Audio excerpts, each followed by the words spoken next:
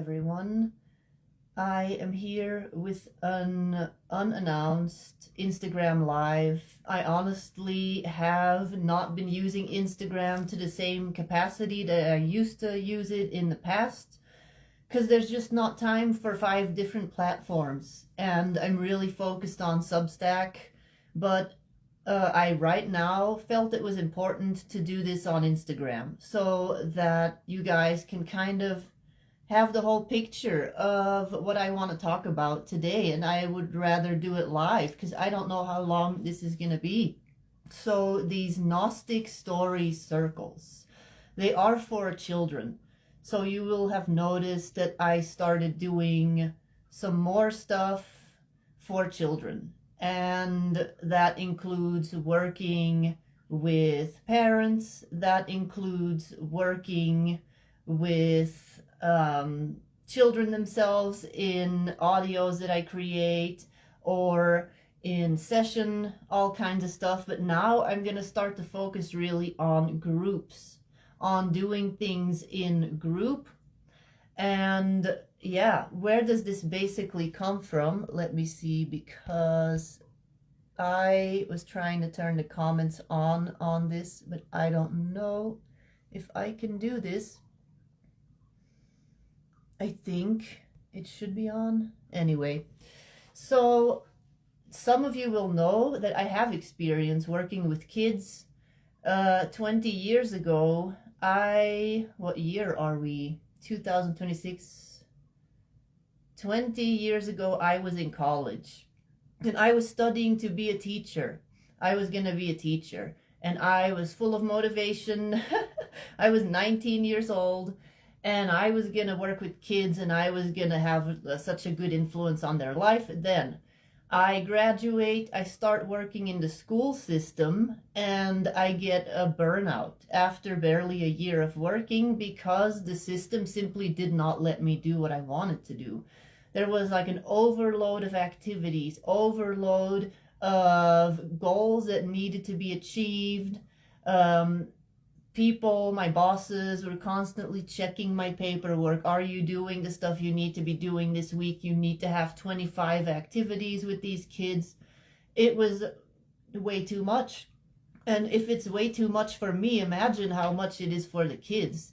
So I thought, I kind of archived the idea of I can't work with kids because they won't let me do the way I want to do it. So in my head, I had not yet come to the point where I thought, oh, I can just do something on my own, because I was at that point 22 years old or something when I graduated. So I didn't think that this was an option for me.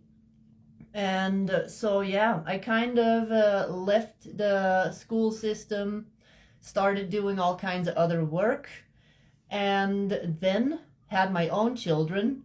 Again, started diving into like intuition connected to childhood, my own childhood connected to conscious parenting. And so basically fast forward 15 to 20 years, and I'm starting to see how I can combine it all a little bit, but it's not up until this point where I really clearly saw what this was gonna look like. So this is where this idea is coming from, these Gnostic story circles for children. I'm kind of bringing it all together, and also the responses that I've been getting from parents that I've been working with separately, how they expressed a desire for a place where their child could be without expectations, just be seen and be heard, and have a voice that was equally valuable to that of the adults without us trying to mold the child in a specific way. So that's kind of why I'm doing this. And also because there's not many people that are wanting to do these things for children because they think it doesn't matter, it doesn't make a difference. But when you go and look at your childhood and you think of like the one person that left a really big impact on you, there's almost always a direct line to something that you're doing now in life. We have some of our biggest impressions things that stay with us forever happen when we're children. So the way that we interact with them when they're little and what we present them with, the tools for self-reflection, stories that they may not hear elsewhere, those things matter so much more than you think. So yeah, I started working a lot. I'm looking at my notes a lot more with parents. And a lot of what I'm doing now is I'm restructuring a whole lot of stuff. I love working with the Akashic Records. I love working with all the past life stuff. I love doing all the stuff. I love working with animals, with children, but it's all just really a lot of stuff. So somewhere I'm gonna have to really pick a focus, and right now what's really asking my attention and focus is the children that are coming in, the animals, families, Gnostic teachings, all of that stuff. So let me see, I'm kind of restructuring a lot of stuff around monthly events, such as the stuff that I publish in my Mariam magazine, which is my Substack subscription. That stuff that is like a structure that comes back every month, and my Art Alchemy Club, my painting sessions, also comes back every month. I want to do the same with these story circles and other similar things that are going to unfold later. So those are the types of things that I'm now really passionate about. And so the story circles, they are the place where I can be a teacher, but I can blend all the different ways that I teach together for children. So there's going to be some magical Akashic stories, storytelling stuff in there. There's going to be dragon stuff. There's going to be Gnostic teachings. There's going to be stuff about maybe ETs. There's going to be stuff about the fairies, the animals, telepathy with animals. All that stuff can come together in these Gnostic stories for children. So I'm doing them once a month, and they are going to be very affordable, and you get rewarded after 10 calls, whether you watch them on replay or you join live.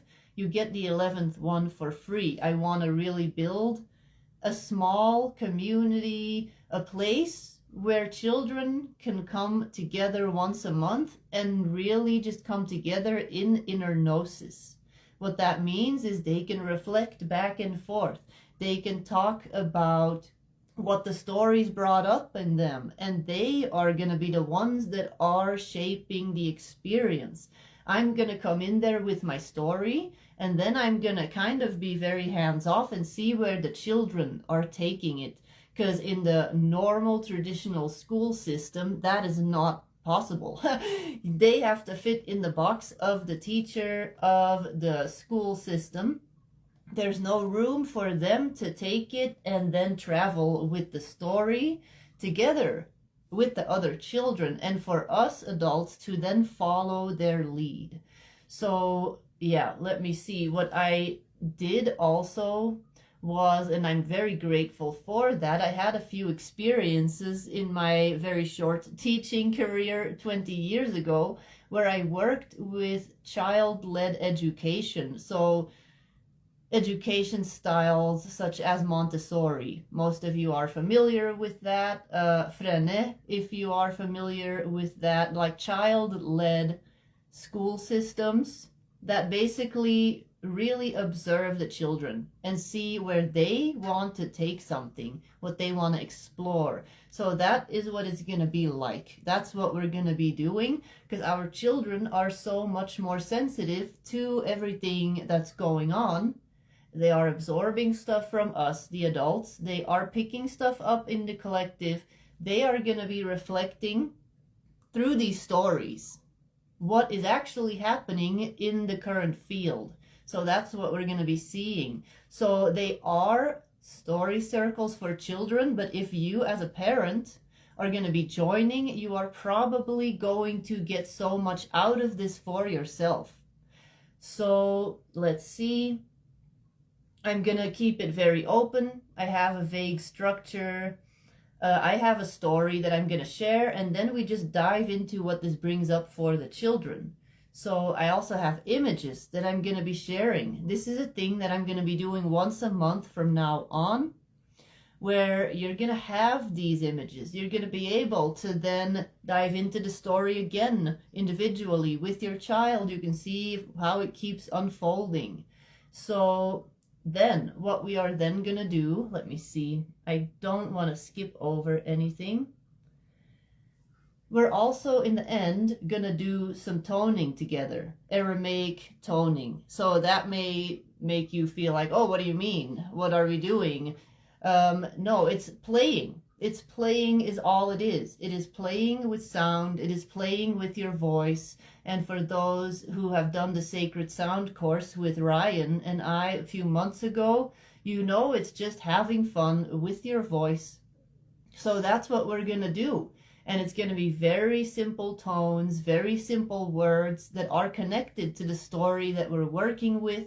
And that is all going to help your child to process energy that may not come out in any other way. And children, you know, they're very good at just making up words. They're very good at just making up gibberish words, singing random things.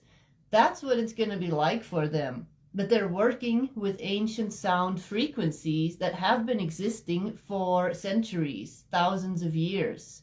So that's why it's good for the child to really kind of tune into their bodies, and anything that comes up can then find a way out. And one child may start making very weird sounds, and another child may be very quiet. However it wants to express through your child will be perfect.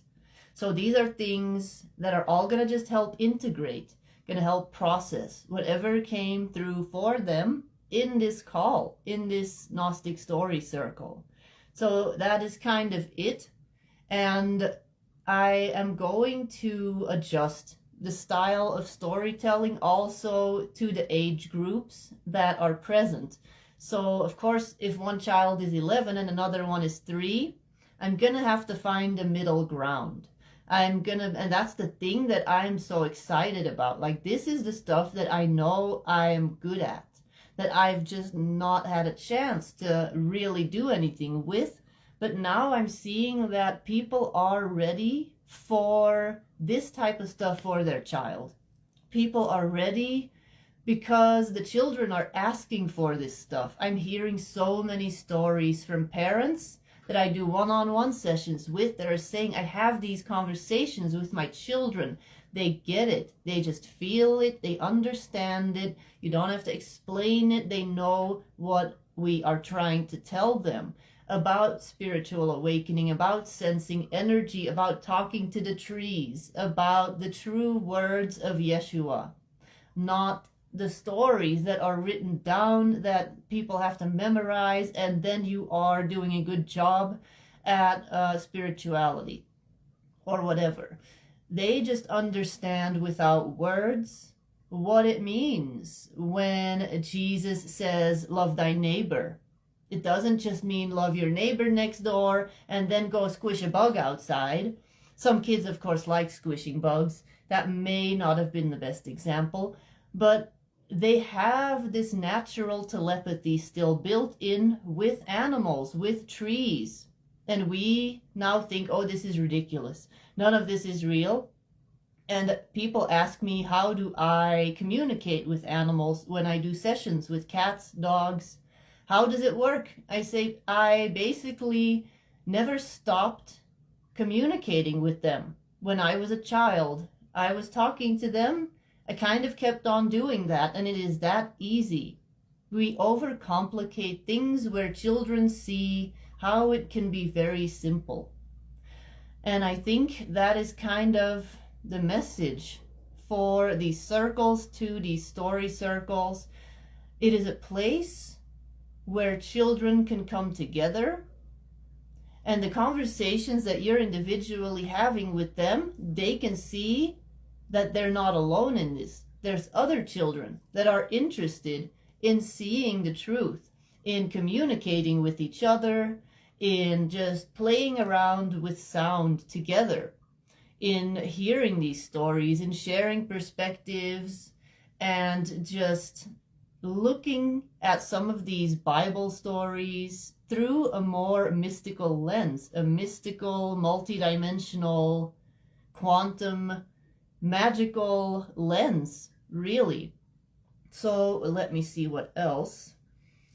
So basically, we're going to be diving into stories from both the traditional canonical Gospels, but also a lot of Gnostic stories, such as the Essene Gospel of Peace, and the animals and nature. So that is the first call that we're doing next week. That's the topic of the first one next week. We're going to be diving into Yeshua and him multiplying the loaves and the fish. We're going to be diving into some of these parables and decrypting them, I guess. We're going to be looking at it like, what is he actually saying? And then seeing with the children, what could he mean? That's what we're going to be doing in a really fun way. So let me see. Yeah.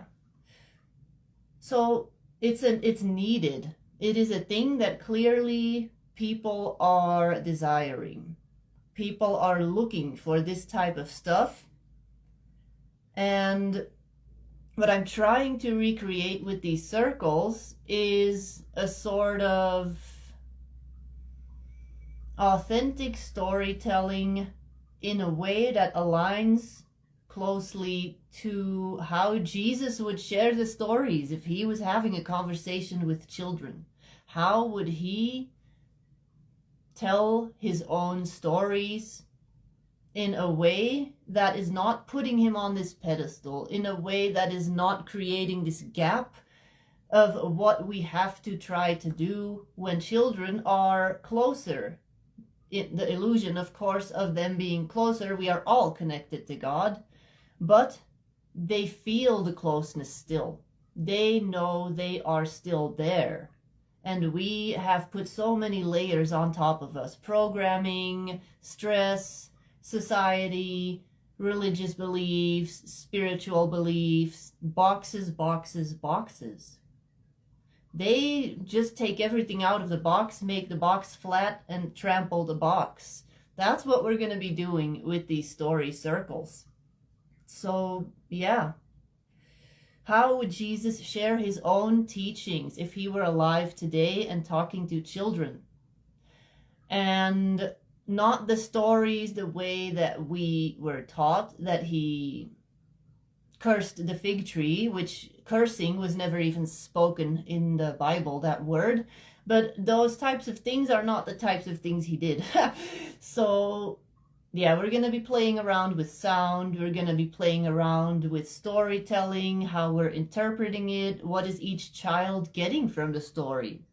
One child may hear one message, another child may hear a whole different message. And then in conversation, they are going to be basically, yeah, they're going to be tuning in. They're going to be like clicking together all the puzzle pieces. And us adults, we are going to basically take a step back, let the children show us. I'm going to be guiding this, leading this, but not really. Not really. And I look forward to seeing how the children are going to take this moment. And they deserve the recognition. They deserve for their inner gnosis to come out, and for us adults to see what they are seeing, what they are hearing. So that is what we're going to be doing. The first one is on January 30th. So next Friday, I'm going to put everything in the description, all the details for how you can join. It is only $7 for an hour of us hanging out on Zoom together. It is at 5 p.m. Mountain Time. And I know the timing may not be perfect for some kids that are on the East Coast or in Europe. They may be sleeping or getting ready for bed. So any suggestions about different times, different days, I am open definitely to looking at that. But you definitely get the recording of this too. If you sign up, you can't make it live. You can still, of course, watch it at your own time. For kids also that are not really social or they are a little bit intimidated, that may be a good option. But for those that want to be live and they're like, hey, I want to talk to the other kids, I want them to hear my voice, then the live is definitely going to be very interesting. So yeah, if this interests you, go and read the description and join us next Friday for our first Gnostic Story Circle. Bye-bye.